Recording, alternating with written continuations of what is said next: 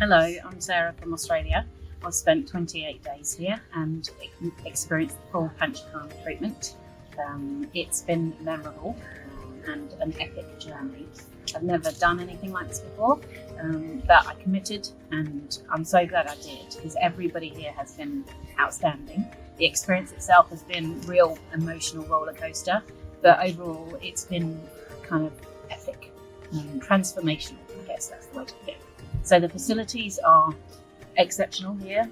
You've got the beach just a minute's walk away and the sunsets are stunning.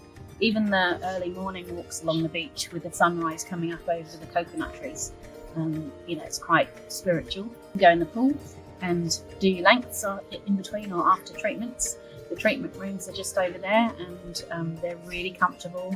The therapists themselves are highly experienced, very knowledgeable, very kind.